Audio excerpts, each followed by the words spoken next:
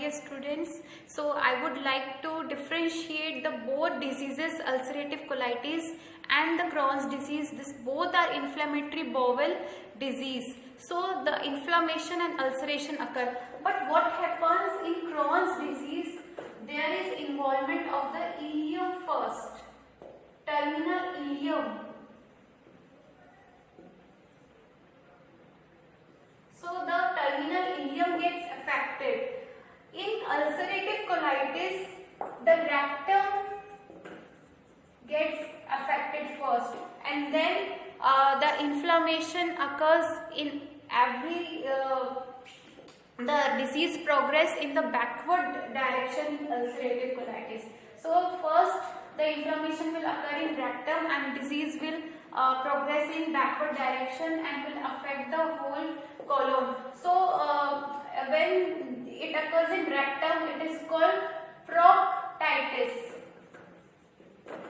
We have done this part already, and when this area will get affected, then left-sided colitis, and when the whole colon will get affected, then it is called as proctocolitis.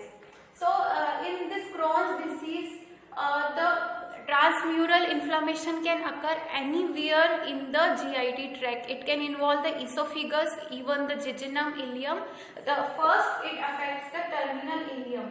So there will be skip areas between the ulcers, and also there will be thickening of the intestine, hose pipe rigidity of the intestine, and that will leads to the intestinal obstruction because the lumen of the intestine, this is the lumen of the intestine, this will get narrow and that will lead to the blockage and obstruction, and the cobblestone appearance, there will be cobblestone appearance of the intestine in Crohn's disease.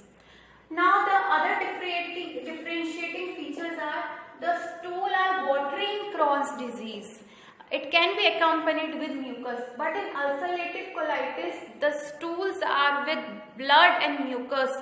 There will be blood and mucus in the ulcerative colitis. The frequency of stool is slightly less. There are 3 to 4 types,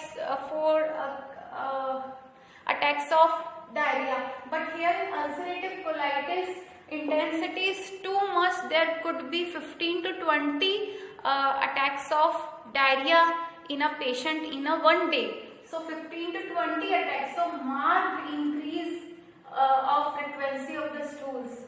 Then in Crohn's disease, there is right-sided lower quadrant pain. Their pain is in right-sided iliac fossa. Here in Crohn's disease, there is right-sided pain, but in ulcerative colitis, the pain is in left-sided iliac fossa, that is in lower quadrant. So in ulcerative colitis, there is left-sided pain. In Crohn's disease, there is right-sided pain. Then in differential diagnosis, we can get confused with the appendicitis, because in appendicitis also there the appendicular mass is in right iliac fossa and the pain is in that area. So we get confused with the appendicitis. In differential diagnosis of ulcerative colitis, we get confused with the diverticulitis.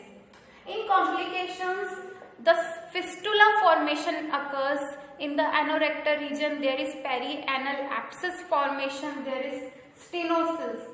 In complication of ulcerative colitis, the most common complication encountered is colorectal carcinoma or the colorectal cancer.